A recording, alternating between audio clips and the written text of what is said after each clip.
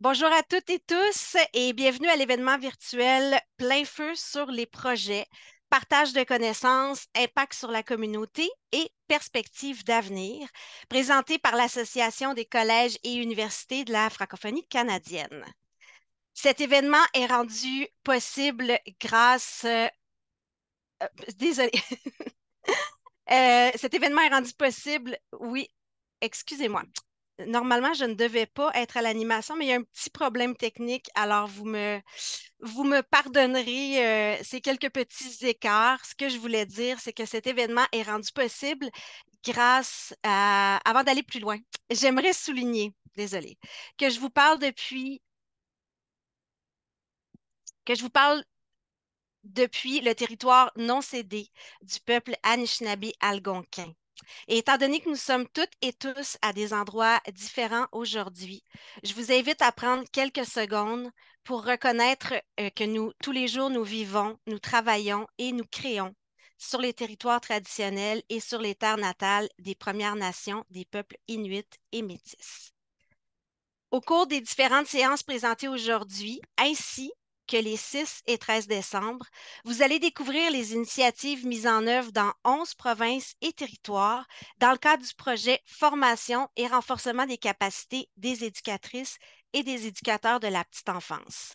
C'est un projet de la CUFC financé par l'entremise du Plan d'action pour les langues officielles 2018-2023, Investir dans votre avenir. Je suis Catherine Rousseau, la gestionnaire du programme Petite Enfance à la CUFC. Normalement, c'est Mélanie Chevrier qui devait animer la rencontre d'aujourd'hui, mais comme je vous disais, on a des petits problèmes techniques. Donc, pour ne pas retarder l'horaire du webinaire, j'ai décidé de prendre la relève à pied levé, en espérant que Mélanie pourra se joindre à nous là, au cours des prochaines minutes.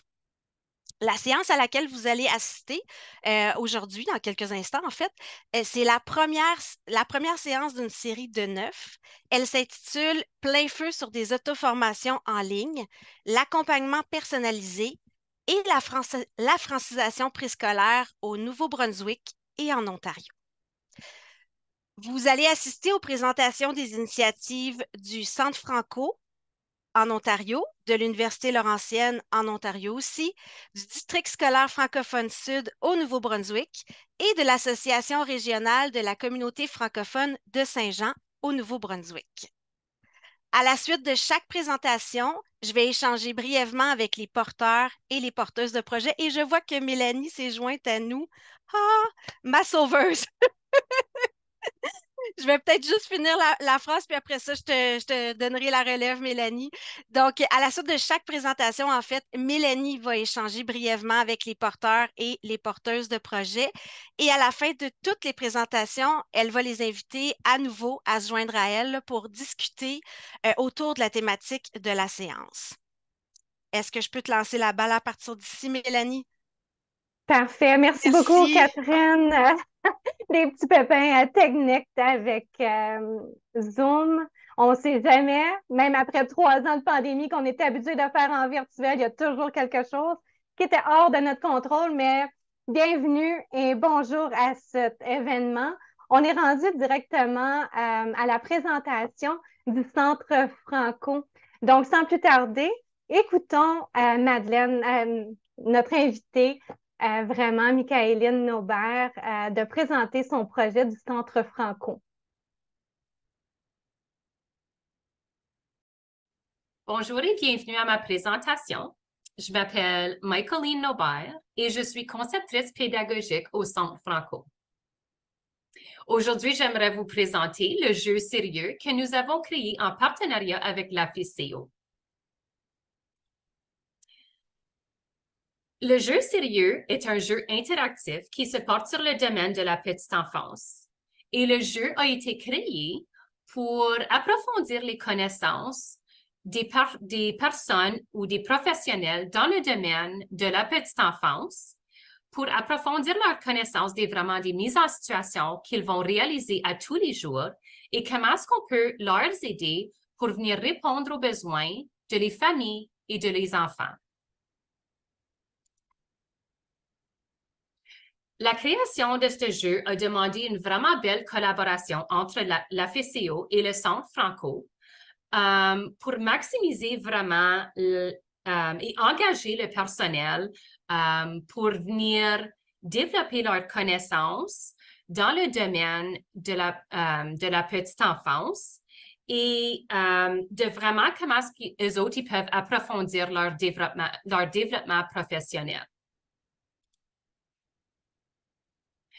Le jeu interactif a été créé pour permettre au personnel de la petite enfance d'aller approfondir leurs connaissances dans le domaine, mais on a vraiment créé un jeu où est-ce que le professionnel de le domaine peut aller rentrer dans le jeu et on a créé une carte dans laquelle on a des mises en situation dans divers milieux d'apprentissage dans le domaine de la petite enfance. Puis, l'idée, c'était de permettre aux professionnels d'aller voir d'une façon différente. Alors, c'est beau d'avoir des formations 1 à 1, mais celle-ci est un petit peu plus genre jeu, qui est plus ludique. C'était vraiment pour garder l'engagement du professionnel de la domaine de la petite enfance, puis de leur donner des idées de les mises en situation qu'ils vont réaliser à tous les jours. Pour commencer, nous avons, nous sommes fiés ici au Centre Franco aux experts et aux expertes de contenu qui étaient le personnel de la FCO, on a vraiment puisé sur leur connaissance, leur expérience dans le domaine du milieu de la petite enfance. Puis chacune des mises en situation que les professionnels vont rencontrer dans le jeu sont vraiment et reflètent vraiment le quotidien dans le service de la petite enfance.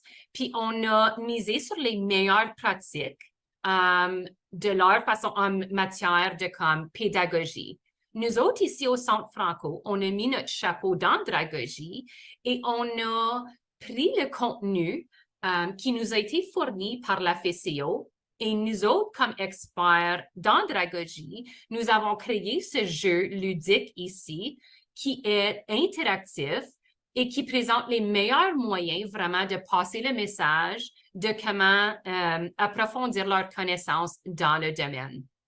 Alors, chaque mise en situation permet aux professionnels dans le domaine de la petite enfance d'aller approfondir leurs connaissances de comment est-ce qu'ils peuvent combler les besoins de les familles et de les enfants qu'ils vont rencontrer dans leur quotidien.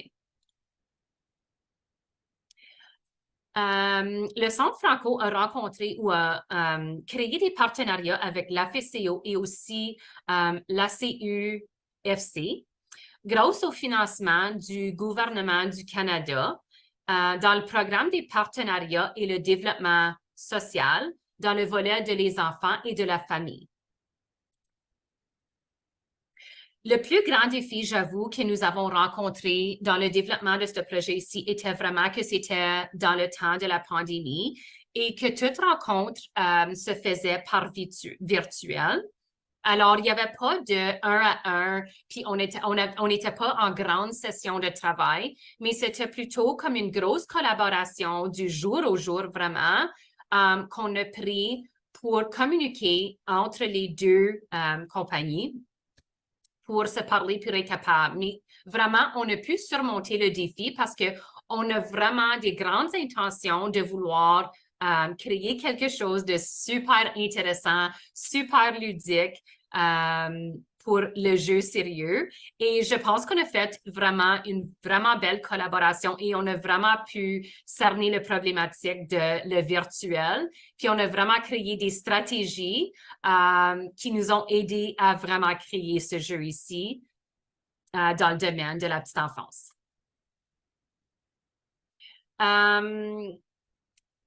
Les sujets qu'on a réalisés dans le jeu ludique étaient plutôt l'inclusion, comment bâtir des relations saines avec les enfants et aussi les familles et aussi en communauté, comment créer comment faire l'aménagement vraiment d'un espace. Alors, comment est-ce qu'on va pouvoir miser et créer des mises en situation qui reflètent vraiment l'aménagement de l'espace naturel, puis comment vraiment encourager la collaboration entre les familles, les enfants et la communauté.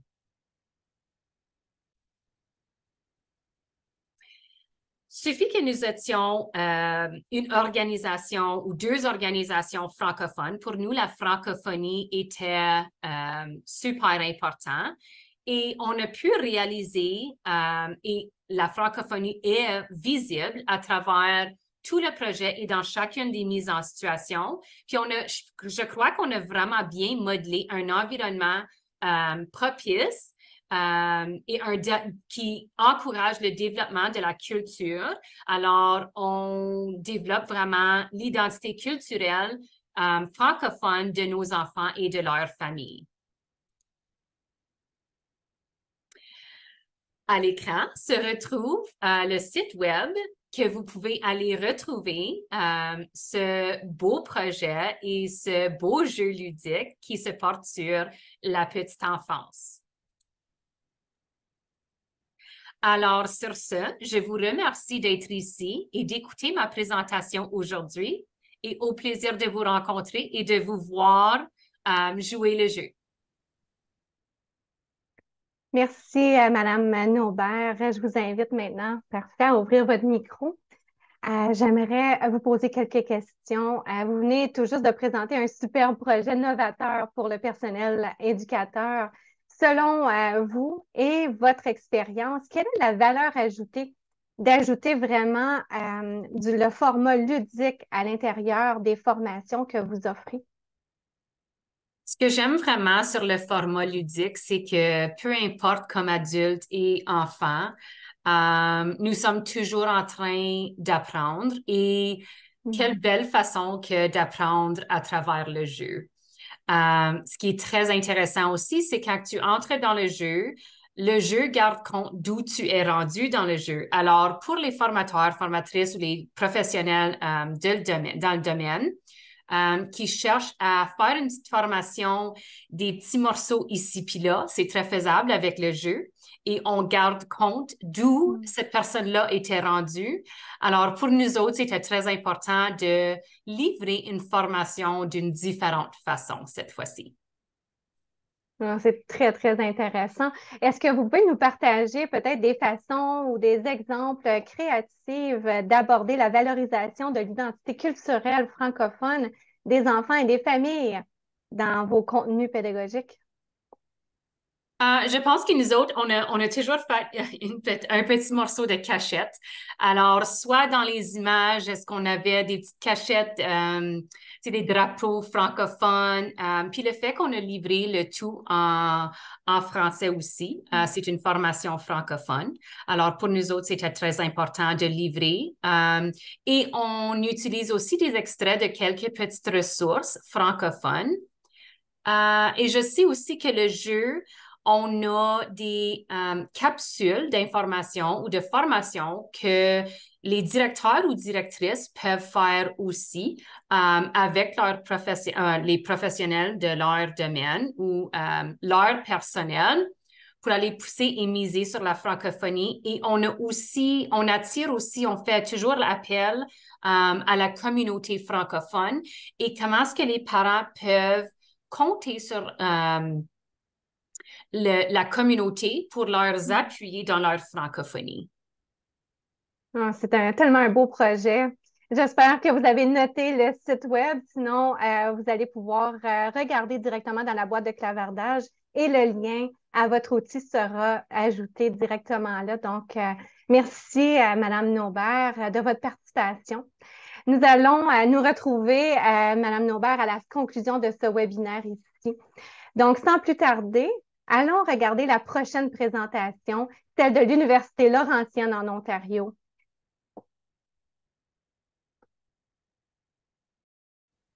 Bonjour, bienvenue à la présentation de notre projet Les fondations de la numératie chez la petite enfance. Mon nom est Louis Radford. Je suis mathématicien et pédagogue de formation.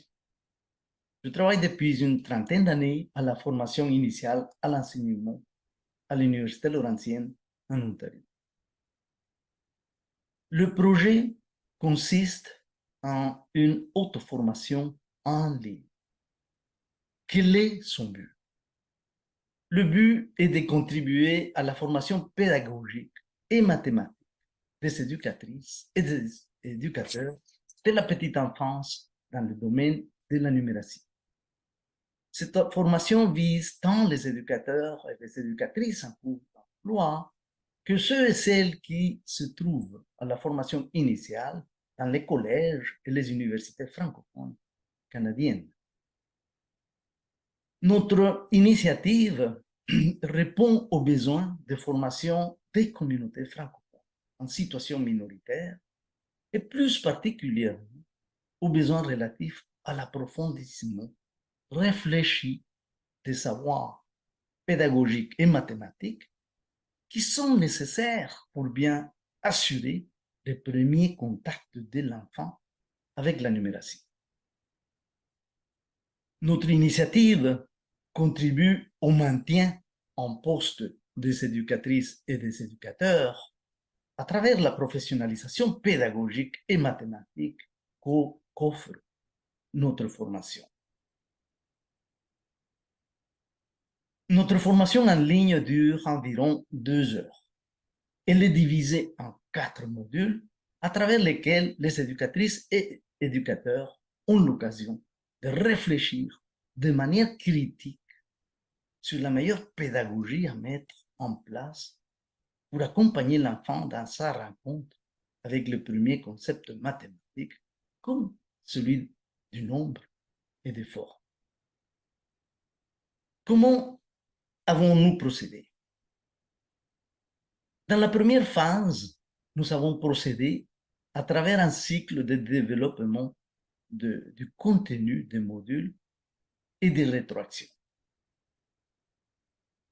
Ces rétroactions ont été fournies par notre équipe de consultantes spécialistes ouvrant dans le domaine de la petite enfance. Dans la deuxième phase, nous avons procédé à la médiatisation des modules. Cette médiatisation est assurée par une troupe de 5 artistes.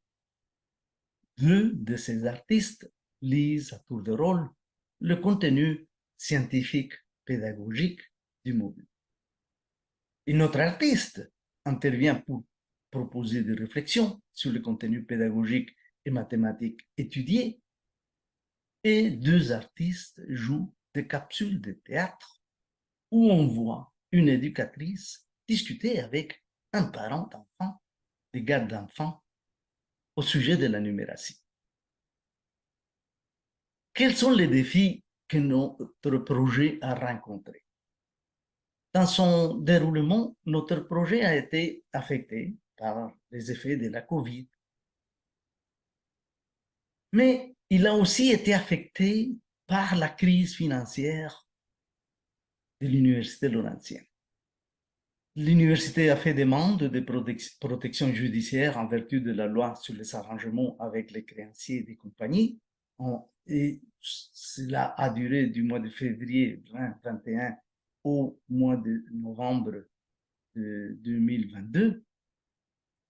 Et pendant ce temps, les fonds ont été gelés, et ce n'est que en mai 2023 que ces fonds ont été dégelés. Alors ça a ralenti le déroulement du projet, mais nous nous sommes appuyés pendant ces périodes difficiles sur un partenariat avec la FESEO. Nous avons été appuyés aussi par le bureau de la recherche de l'Université Laurentienne, qui faisait un travail extraordinaire auprès du moniteur de l'université, qui regardait toutes les dépenses. Et on a réussi à avoir une remise totale des fonds reçus de l'Association des collèges et des universités de la francophonie canadienne. Cette institution a fait une compréhension remarquable de la situation extraordinaire dans laquelle s'est retrouvée notre l'université. Par rapport à nos résultats, j'en mentionne deux. D'abord, une amélioration des savoirs mathématiques et pédagogiques des éducateurs et des éducatrices autour de la numératie. Et deuxièmement, je voudrais mentionner les retombées au niveau de la formation en pédagogie, en psychologie du développement de l'enfant et en mathématiques pour les éducateurs et éducatrices travaillant dans les communautés francophones en milieu minoritaire. Si vous voulez avoir plus de renseignements par rapport au projet, s'il vous plaît, vous pouvez me contacter. Mon courriel apparaît sur l'écran et je serai ravi d'essayer de répondre à vos questions. Merci beaucoup. Merci, Monsieur Radford. Je vous inviterai à vous joindre à moi ici à l'écran. J'aurais quelques questions à vous poser. Premièrement, merci pour ce beau projet. Les savoirs en numératie sont tellement importants dès un jeune âge. Ça va vraiment favoriser cet apprentissage-là auprès de la jeunesse dans notre francophonie canadienne. Je suis curieuse, quel a été votre processus de l'évaluation des besoins en pédagogie et en mathématiques chez le personnel éducateur en contexte de notre francophonie minoritaire? OK. Merci de votre question. Et avant d'essayer de la répondre, je voudrais souligner que l'Université Laurentienne se trouve sur les terres traditionnelles de Atikamekw, Anishinaabeg, et que la ville du Grand Sudbury comprend également celle de la Première Nation de Wahnapité. Alors, pour répondre à votre question, l'équipe de recherche a commencé par étudier les documents des gouvernements provinciaux qui encadrent la formation continue du personnel éducatif chez la petite enfance. Par exemple, on a regardé les exigences du programme d'apprentissage professionnel continu APC de l'Ontario, mais on a aussi étudié les documents gouvernementaux provinciaux qui orientent l'action pédagogique du personnel éducatif chez la petite enfance. Je vous donne deux exemples. Le cadre pédagogique pour l'apprentissage des jeunes enfants de la Nouvelle-Écosse, les documents Comment apprend-on, pédagogie de l'Ontario pour la petite enfance, et d'autres aussi. Oui. Et enfin, on a étudié le curriculum que proposent les collèges et les universités dans leur programme de formation du personnel éducatif chez la petite enfance. Et de cette recherche préliminaire, il a découlé qu'il y a un vide autour de la formation du personnel éducatif par rapport à une pédagogie qui pourrait assurer de manière fructueuse le premier contact de l'enfant avec les notions importantes de la numératie. Par exemple, on trouve des cours qui ont trait au jeu et sa place dans l'apprentissage de l'enfant. C'est le cas du cours Curriculum 1, le jeu au cours de l'apprentissage, offert par le Collège de Lille, de l'île du Prince-Édouard. Et qu'en d'autres cas, le jeu y est abordé, mais de manière générale. Nous voulions proposer une formation centrée sur la pédagogie, y compris celle du jeu et de l'enquête, en petite enfance, mais en relation avec la numératie. Pourquoi la numératie? Parce que la recherche montre très clairement qu'un bon début en numératie chez la petite enfance est corrélé à un bon rendement à l'école primaire. Bref, notre initiative d'auto-formation en ligne vient combler un vide important. C'est extrêmement bien. Vous avez vraiment été loin en arrière pour faire cette recherche-là d'analyse pour vraiment réduire les écarts. Bravo de la façon, la méthode que vous êtes pris. Moi, j'aimerais voir comment prévoyez-vous faire connaître cette formation et surtout comment celle-ci pourrait être disponible et accessible à tous. Oui, oui. Et bon, nous avons un plan et nous prévoyons communiquer avec les établissements membres de l'Association canadienne des universités et des collèges et des universités de la francophonie canadienne, offrant le programme de formation initiale à la petite enfance, comme par exemple l'Université d'Alberta, de Saint-Boniface, l'Université Sainte-Anne, collège communautaire de Nouveau-Brunswick, etc. Oui. Mais aussi, nous prévoyons communiquer avec les professionnels des conseils scolaires francophones des provinces canadiennes. Donc, c'est de cette manière que nous allons essayer de faire la promotion de cette auto-formation en ligne. Excellent. Merci beaucoup, M. Radford. Vous avez des questions directement pour M. Radford? Inscrivez-les dans la boîte de questions-réponses afin que je puisse lui poser à la fin de cette rencontre-là. Sinon, ces coordonnées sont directement dans la boîte de clavardage, donc vous pourrez communiquer directement avec M. Radford de l'Université Laurentienne. Merci de votre engagement à ce beau projet. Sans plus tarder, allons visionner la prochaine présentation, celle du district scolaire francophone sud du Nouveau-Brunswick.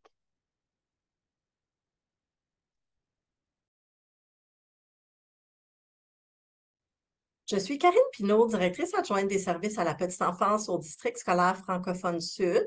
Et dans le cadre de notre projet, la pédagogie au service de l'actualisation linguistique préscolaire, j'ai agi comme gestionnaire de projet. Donc, notre initiative nous a permis de développer un cadre d'orientation pédagogique ainsi qu'une formation vraiment pour rejoindre les besoins des communautés en situation minoritaire. Ceci nous a permis de former les personnes éducatrices et directrices des garderies éducatives francophones afin qu'elles aient des outils, des pratiques pédagogiques liées à l'actualisation linguistique préscolaire et à la construction identitaire. On a mis en place cette initiative parce que dans les garderies éducatives francophones, on accueille un grand nombre d'enfants qui ne parlent pas le français. Donc, on a plusieurs de nos familles qui sont issues des communautés anglo-dominantes, donc nos familles exogames. Puis, on a également plusieurs familles issues de l'immigration et réfugiés qui sont nouvellement installées au Nouveau-Brunswick. Donc, on sentait le besoin d'avoir une vision, une compréhension commune des pratiques pédagogiques en actualisation linguistique préscolaire, mais également en construction identitaire, pour s'assurer d'accompagner, de soutenir adéquatement les enfants dans leur apprentissage de la langue, mais aussi pour leur permettre de développer un sentiment d'appartenance à leur langue et à leur culture. Donc, ce qu'on a fait, d'abord, on s'est appuyé des recherches les plus actuelles pour faire une recension des pratiques d'intervention inclusive pour répondre aux besoins de notre communauté, mais aussi s'assurer de la vitalité de la langue, de la culture acadienne et francophone, tout en valorisant chacune des langues et des cultures qui sont présentes dans nos communautés. Et puis, par le biais de la formation et des accompagnements personnalisés, donc c'est là qu'on a pu transmettre des outils, des pratiques d'intervention concrètes liées à l'actualisation linguistique. Donc, ça a permis aux professionnels de développer leurs compétences et d'adapter, en fait, chacune de ces interventions-là selon les besoins de chaque enfant. On a procédé à la médiatisation de la formation et on a rendu accessibles les outils, les contenus pédagogiques pour les communautés francophones en situation minoritaire. Puis, on a pris une mesure des sentiments de compétence, de satisfaction professionnelle et de rétention du personnel des garderies éducatives. Donc, les différentes étapes, alors d'abord, la phase de développement du cadre d'orientation pédagogique, incluant la recension des écrits. On a développé la formation, les outils pédagogiques. À cette étape-là, on a médiatisé la formation. Donc, au départ, la médiatisation devait se vivre à la fin du projet, mais puisqu'on était en temps de pandémie, on a dû réajuster notre échéancier et procéder à la médiatisation à cette étape-là. Puis, on a fait la phase de mise en œuvre et de livraison de la formation, de l'accompagnement auprès du personnel éducatif. On a procédé à la phase de révision des contenus et du développement des outils pour la dissémination du projet et à la fin, une phase de retour et de dissémination. Donc, nos partenariats durant le projet, bien d'abord et avant tout, les garderies éducatives du district scolaire francophone sud. Alors, dès le début, on a sondé leurs besoins par le biais de groupes focus qu'on a mis en place. Également, elles ont participé au tournage de vidéos pour inclure dans notre formation. On a mis en œuvre un comité directeur pour guider en fait le projet. Donc, leur mandat était vraiment d'orienter le développement des contenus, mais également de faire des recommandations. Donc, on a eu la Faculté des centres d'éducation de l'Université de Moncton, le Collège communautaire du Nouveau-Brunswick, le ministère de l'Éducation et du Développement de la petite enfance et l'Association francophone des parents du Nouveau-Brunswick qui nous ont rejoints dans le comité directeur. La collaboration avec la Fédération des parents de l'île du Prince-Édouard était vraiment dans un partage de ressources et d'expertise parce qu'à ce moment-là, ils étaient aussi dans le développement d'un guide de francisation pour les garderies éducatives. Et puis, lors de la phase de dissémination, donc, il y a eu un contact avec la Commission nationale des parents francophones et l'Association canadienne d'éducation de langue française pour s'assurer qu'on puisse rendre accessibles nos outils développés. Donc, les défis qu'on a surmontés durant le projet, donc c'est certain que la médiatisation de la formation, ça demande un travail assez exceptionnel. Tant pour la révision, l'intégration des contenus. Notre plateforme de formation sur laquelle on a placé la formation virtuelle était toute nouvelle. Donc, il y a eu plusieurs délais. On n'a pas eu la chance de faire un contrôle de qualité, de mettre en place un groupe pilote pour la formation. Donc, ce qu'on a fait, c'est qu'on s'est réajusté au niveau de nos attentes, puis on a profité des premières cohortes de formation en tant que groupe pilote. Ensuite de ça, le recrutement des personnes participantes a été quand même un défi en raison de la pandémie et aussi durant les périodes estivales. Donc, ce qu'on a fait, c'est qu'on a ciblé directement des garderies éducatives pour favoriser leur participation.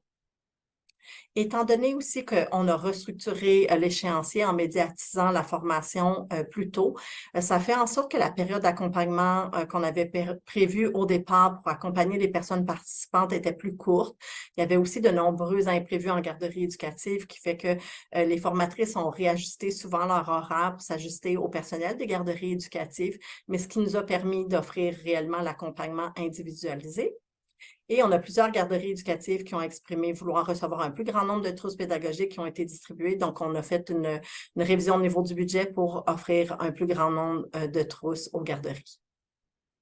Les impacts de notre initiative, donc les garderies éducatives de notre région ont vraiment pu rayonner par rapport à leur pratique pédagogique puisqu'elles ont participé au tournage, ces vidéos qui ont été incluses dans notre formation. Le projet se répond aux besoins des communautés francophones en situation minoritaire, donc par le biais de l'accompagnement individualisé, ce qui favorise la mise en œuvre des pratiques. La distribution des trousses pédagogiques, donc vous avez une photo à l'écran, donc c'est du matériel concret qui soutient vraiment l'intégration des pratiques et soutient l'enfant directement. Et la formation a contribué à enrichir le sentiment de compétence des personnes éducatrices et directrices qui a un impact sur leur satisfaction, leur bien-être en emploi, mais également sur leur rétention. Les retombées de notre projet, donc il y a des pratiques des interventions pédagogiques inclusives qui sont mises en œuvre dans les garderies éducatives, ce qui permet vraiment aux enfants de s'enraciner dans la communauté puis de faire vivre leur langue et leur culture. On a réalisé des sondages en pré- et en post-formation qui nous ont permis de recueillir des informations sur l'impact positif de la formation, sachant que le secteur de la petite enfance au niveau de la main-d'œuvre puis un fort roulement du personnel. Donc, on sait qu'on a contribué à leur sentiment de compétence puis leur désir de rester en emploi maintenant qu'elles étaient outillées. Et puis, la médiatisation de la formation et les divers outils pédagogiques nous permettent vraiment de transmettre aux autres communautés francophones en situation minoritaire. Pour terminer, donc, on souhaitait souligner qu'on a reçu un prix d'alphabétisation Dr. Marilyn Trenholm Council en 2022 et ils ont souligné l'importance d'offrir des ressources de qualité au personnel de la petite enfance, mais également des outils concrets. Donc, si vous souhaitez plus d'informations sur notre projet, n'hésitez pas à me rejoindre. Merci, Madame Pinault, de cette présentation-là. Puis, bravo pour le prix que vous avez reçu. Je t'inviterai à te joindre à moi à l'écran ici pour quelques questions. Donc, premièrement, vraiment, l'acquisition de la langue française et le sentiment d'appartenance sont essentiels à la vitalité de notre francophonie. Donc, merci d'avoir vraiment porté ce projet qui est fort important pour nous tous. Selon vous, vos formations permettent de répondre spécifiquement à quels besoins actuels en francisation de la petite enfance? Bien, c'est certain que, comme je le mentionnais dans la présentation, puisque dans les garderies éducatives, on a un grand nombre d'enfants qui ne parlent pas la langue française, sont dans nos garderies de langue française, puis on sait que ces enfants-là iront dans les écoles de langue française, donc c'est important que le plus tôt possible, plus on peut intervenir de façon précoce pour l'acquisition de la langue. Les recherches démontrent que le cerveau, là, grâce à la plasticité cérébrale, là, est disposé pour apprendre apprendre la langue. Donc, toutes les interventions pédagogiques qui sont mises en place dans les garderies éducatives par le personnel ont vraiment un impact sur l'acquisition de la langue pour l'enfant, faire en sorte qu'il développe sa langue lorsqu'il arrive, qu'il développe son estime de soi aussi, mais également, on parle beaucoup de construction identitaire parce que l'acquisition de la langue ne va pas sans la construction identitaire aussi. Donc, le fait que chaque enfant pourra aussi développer un sentiment d'appartenance, un rapport positif aussi avec la langue française. Donc, c'est le souhait. Et étant donné aussi qu'on a vraiment une belle diversité dans nos garderies, dans nos communautés en milieu minoritaire, en fait, c'est aussi de valoriser chacune des langues et des cultures qui sont présentes dans nos milieux éducatifs. Donc, ça aussi, c'est très important. Exactement. Puis, on a vu, là, vous avez présenté une photo de tous les outils concrets que vous pouvez vous servir. Si par hasard, on a des gens d'un peu partout ici au pays qui aimeraient avoir cette boîte-là ou faire l'achat ou de s'inspirer pour leur propre culture et communauté, est-ce que ça, c'est possible de communiquer avec vous? Oui, absolument. Donc, j'ai toute la liste. On a déjà commencé à partager cette liste de matériel-là qu'on avait sélectionné, donc pour mettre en œuvre des pratiques. Puis, ce qu'il y a d'intéressant, c'est qu'avec chacun de ces outils-là, on a développé une fiche pédagogique. Donc, pour utiliser, par exemple, vous avez vu qu'il y avait une marionnette. Donc, on guide en fait le personnel éducatif de comment utiliser la marionnette pour faciliter l'acquisition de la langue, l'appui au niveau de la construction identitaire par des approches, des communications. Donc, tout ça se vit, bien entendu, par le jeu parce qu'on s'appuie sur le curriculum éducatif et sur toute la pédagogie du jeu là, pour la petite enfance. Parfait. Est-ce que vous pouvez me nommer quelques retombées positives de l'implication des centres éducatifs dans votre projet? Parce qu'ils ont été avec vous tout au long, là. Hein? Oui, c'est ça. Donc, dès le début, avant même de développer la formation, on a fait des groupes de discussion avec les garderies dans nos 3 districts scolaires francophones au Nouveau-Brunswick pour s'assurer, en fait, de connaître c'est quoi leurs besoins. Parce que si on développe une formation, on veut que ça réponde à leurs besoins réels, aux réalités du terrain. Donc, déjà, un premier contact avec les garderies de cette façon-là.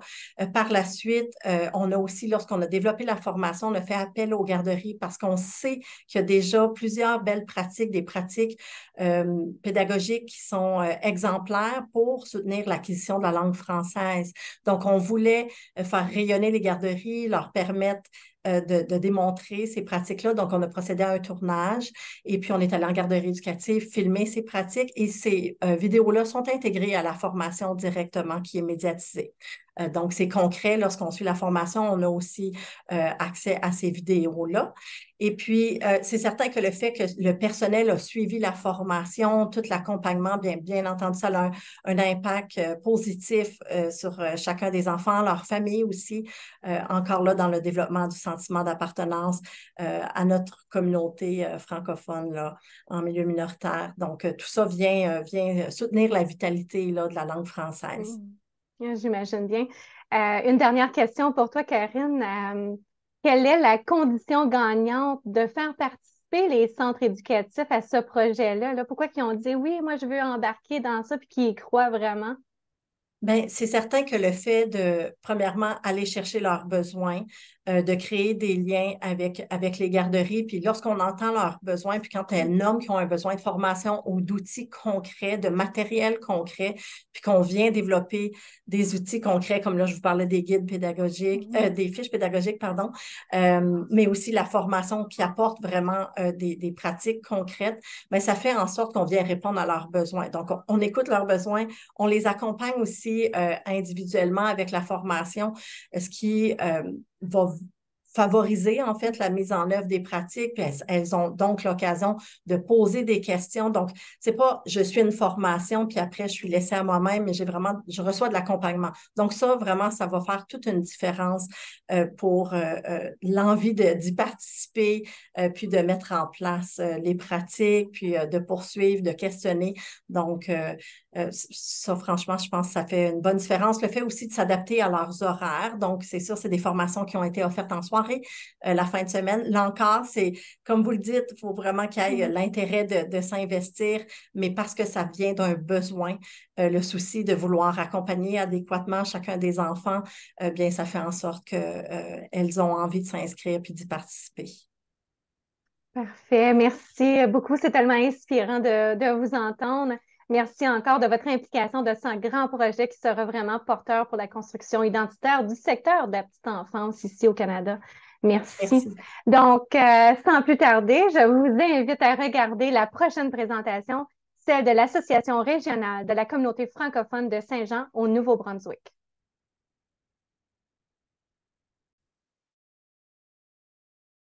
Bonjour, mon nom est Linda Longen. Je travaille pour l'Association régionale de la communauté francophone de Saint-Jean qui se situe au Nouveau-Brunswick. Notre projet, qui s'étalait sur 2 ans, se nommait Formation et renforcement des capacités en CPE. Au niveau de nos objectifs, on avait un certain rattrapage qu'on souhaitait faire au niveau de notre personnel. On voulait travailler à uniformiser aussi les connaissances. On souhaitait pouvoir développer un système d'accompagnement pour les éducatrices. On voulait augmenter le nombre d'éducatrices et éducateurs qu'on avait ici aussi. Puis, on voulait aussi s'assurer de développer une certaine reconnaissance et rétention au niveau de nos employés. Notre projet qui s'étalait sur 2 ans, la première chose qu'on a dû faire, c'est vraiment faire une étude de besoin. On voulait savoir qu'est-ce qu'étaient les défis, qu'est-ce que les éducatrices recherchaient, qu'est-ce qui pouvait les aider au sein de leur travail, quelle sorte de formation ou connaissances qu'ils voulaient avoir de plus.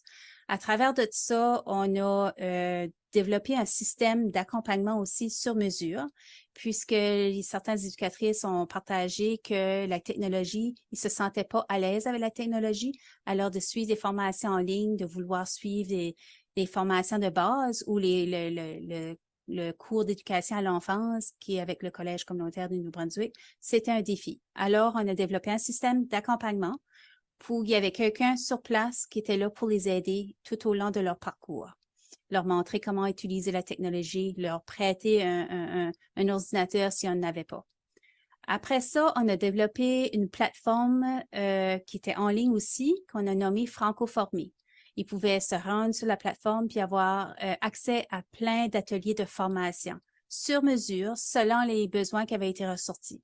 Comme par exemple, il avait été dit que il y a certains qui étaient un petit peu inconfortables de travailler parce qu'ils ne savaient pas comment faire l'approche avec un enfant sous spectrum. Puis ils voulaient vraiment s'assurer de bien faire les choses, ce qui est bien. On a développé un atelier justement à ce sujet-là pour savoir comment faire l'approche, comment accompagner un enfant sous spectrum. Ça, c'est juste un exemple.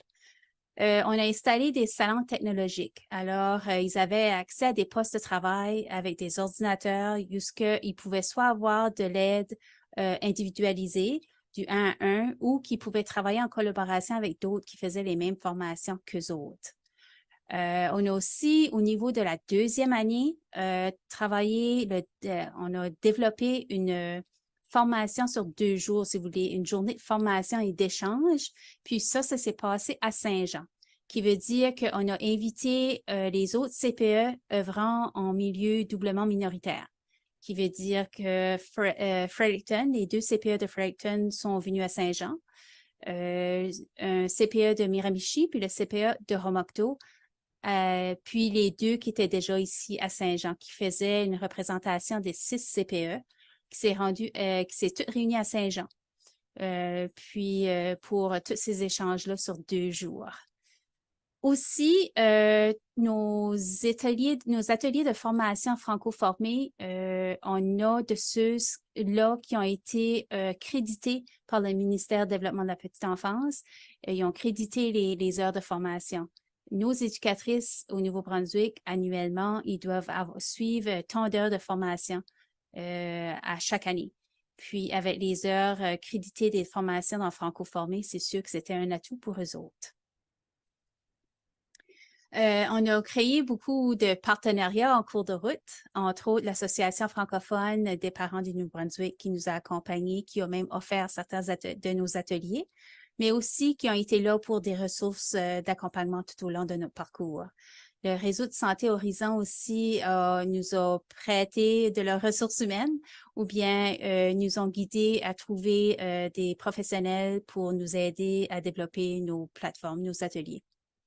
Les 4 CPE, c'est sûr, de Miramichi, de Fredericton, Oromocto, on a tous collaboré ensemble, surtout au niveau de la 2e année. Alors, on a vraiment eu des échanges qui étaient riches. Les 2 centres communautaires, le centre communautaire Beau-Soleil de Miramichi a collaboré avec nous, aussi le centre communautaire de Sainte-Anne à Fredericton qui a travaillé avec nous, surtout au niveau de la 2e année, puis tout ça. La Société Santé Mieux-être en français, le partage d'expertise qui a été il y a un atout pour nous autres également. Puis ça qui nous a vraiment surpris, c'est qu'on n'a pas eu le choix de chercher dans la communauté, puis on a trouvé des expertises au sein de notre communauté, au sein de notre personnel aussi, qui a été une surprise pour nous autres. Les défis rencontrés, le COVID, comme tout le monde, on était en plein dans notre projet. Le COVID est arrivé, on n'avait plus accès à nos professionnels, on avait toute une planification de fait avec les ateliers, comment ça allait être monté, créé. Il a fallu tout changer. Nos professionnels qui voulaient faire les ateliers sortaient maintenant des fois à autre tâche suite au COVID. Ceux qui étaient encore disponibles ne pouvaient pas se déplacer de région en région. Les locales qu'on avait choisis ou qu'on pensait faire de montage vidéo n'étaient plus accessibles. Comme vous pouvez imaginer, il y avait tous ces défis-là. Mais il y avait aussi la motivation du personnel qui avait un peu diminué parce qu'il y avait un peu d'épuisement chez eux parce que les politiques puis les règles changeaient régulièrement à cause du COVID. Il y avait un roulement du personnel assez important. Ça a été tous des défis qu'on a dû surmonter. Mais comment on a fait ça? C'est qu'on a modifié. On a modifié le montage de nos formations. On a échangé l'ordre comme au lieu de faire tel sujet par la suite, on gardait ça vers la fin parce qu'on pensait que le professionnel serait plus accessible. On a fait des montages avec Zoom. Ils acceptaient qu'on les enregistre à travers Zoom. Puis, même qu'ils enregistraient leur voix, puis nous donnaient leur voix qu'on pouvait après ça mettre dans nos vidéos. Alors, il y a vraiment eu une collaboration, puis un échange assez rigoureuse pour réussir à faire tous nos ateliers de formation. L'aide individuelle qu'on devait faire auprès de nos employés, on l'a juste modifié, soit qu'on les parlait au téléphone, soit qu'on le faisait à travers Messenger, qu'on le faisait à travers de Zoom, courriel. Peu importe qu'est-ce qui était nécessaire pour leur réussite, c'est ça, on s'adaptait à leurs besoins. Même qu'il y en a que c'était plus facile les soirs et les fins de semaine, après que les enfants étaient couchés ou peu importe. Ils nous laissaient savoir qu'on se donnait rendez-vous ou peu importe. Puis là, ils avaient l'accompagnement qu'ils avaient besoin. Le but ultime, c'était la réussite de nos employés, la rétention de nos employés, puis la qualité au niveau avec les enfants sur le terrain.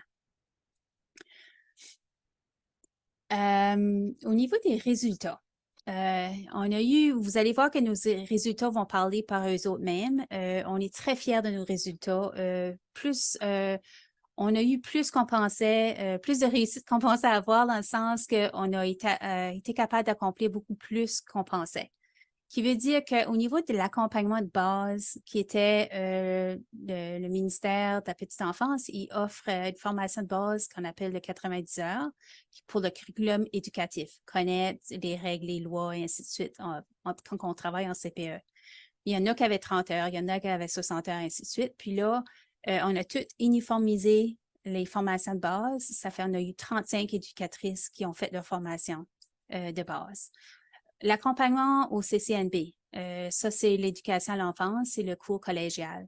On a eu 10 qui ont complété leur cours.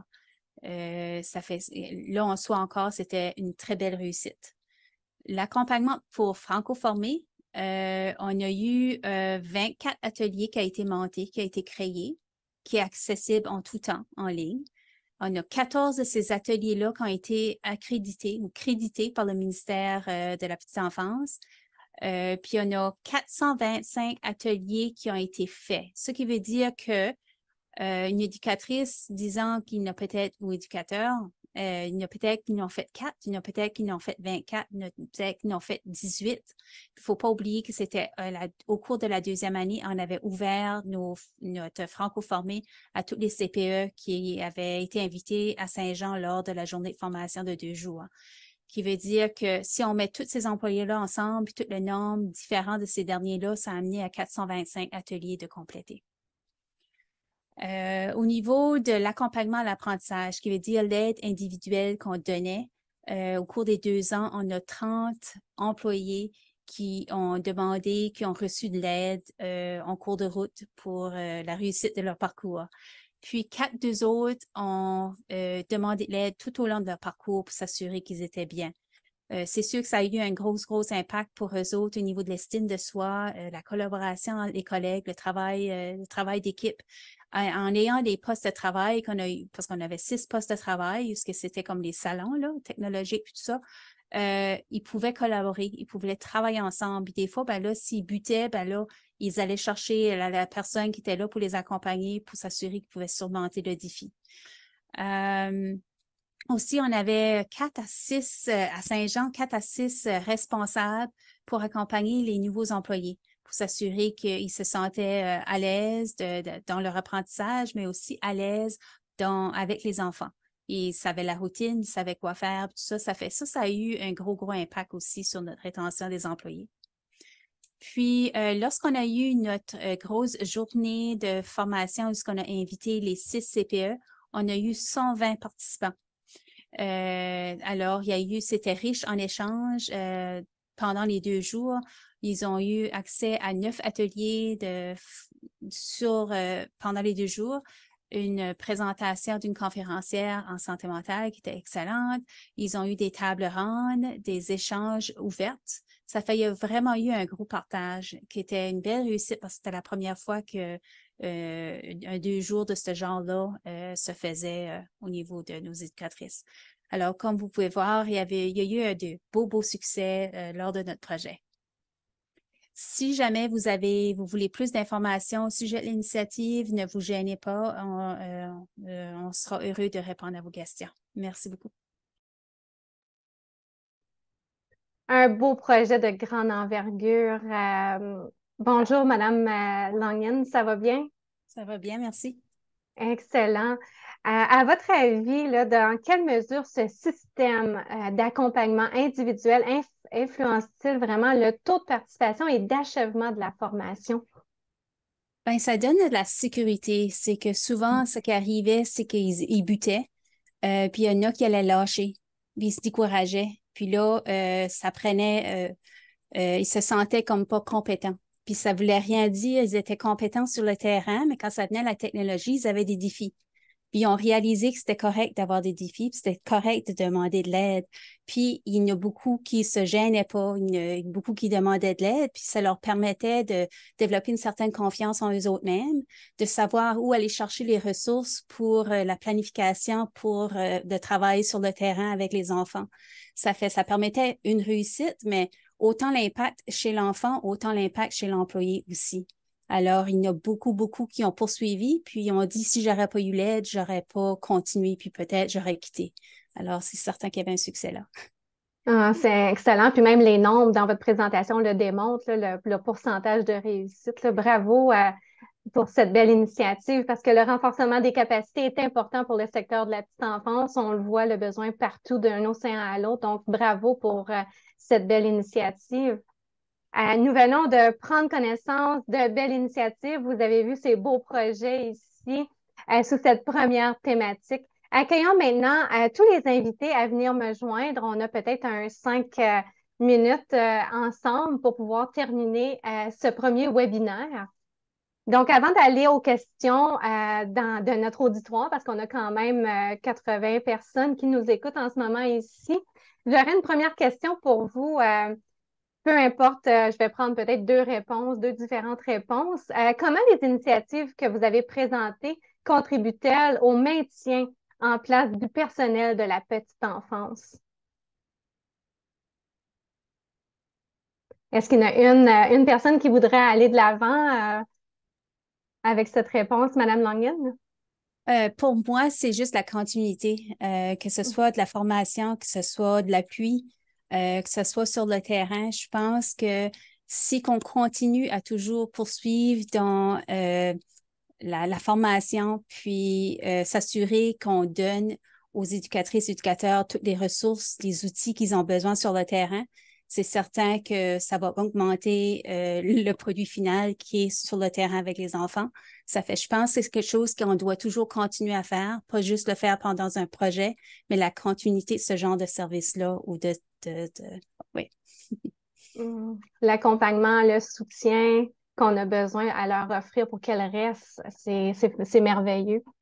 C'est vraiment un métier pas facile pour tout le monde, ce métier en petite enfance. Donc, merci de votre réponse. On avait une question dans le question-réponse d'une personne qui demande, on fait des jaloux, je pense, Madame Pinault, vous êtes vraiment un peu victime de votre succès. Quelqu'un demande voir si vos supports sont accessibles hors du territoire canadien.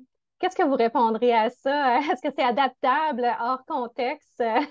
Bien, certainement qu'on pourrait voir à partager les outils. Donc, vraiment, la formation, on a développé aussi toute la formation à travers une présentation PowerPoint. Donc, ça, ce sont des outils qu'on peut partager. On a aussi un guide du formateur qui guide vraiment une personne qui voudrait mettre en œuvre la formation.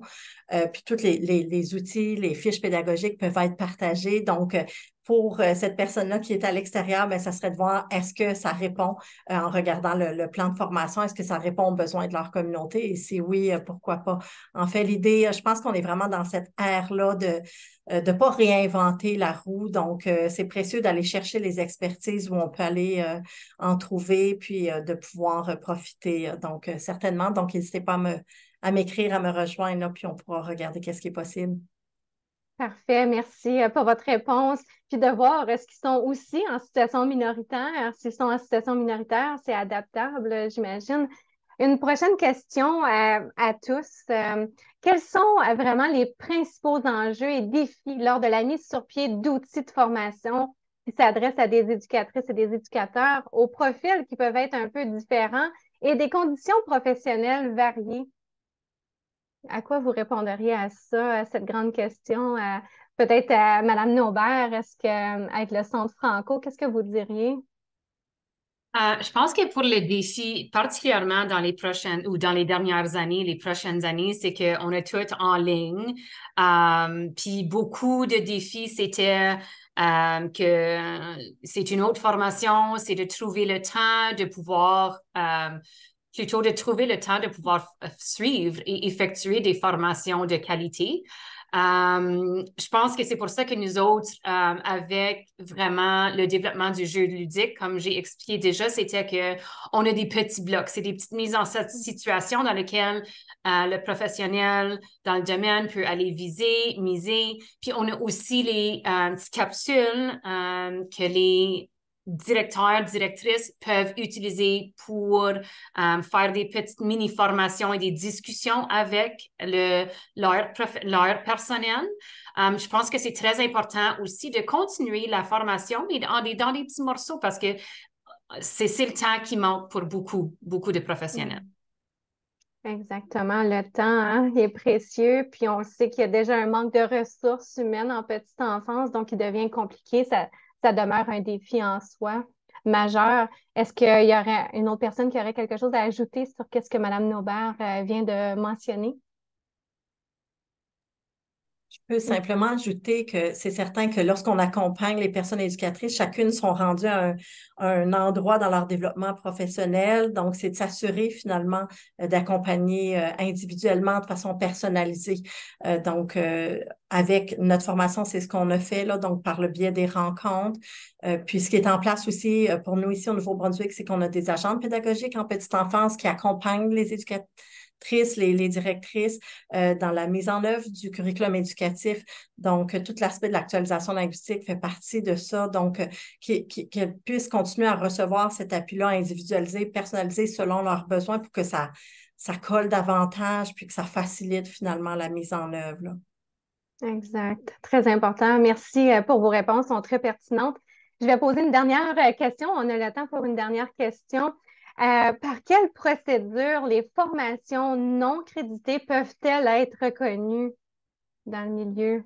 Est-ce que quelqu'un aimerait, peut-être Monsieur Radford, étant donné que vous êtes à l'Université Laurentienne, est-ce que c'est possible d'accréditer ces beaux projets-là?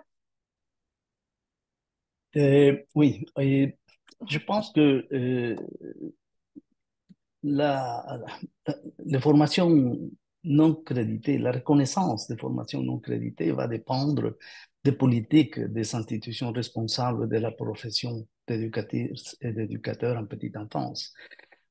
Ces politiques changent d'une province à une autre. Et je crois qu'on peut, et en fait, on doit commencer à faire sentir le besoin de la prise en compte des formations non créditées auprès des agents en charge de ces politiques.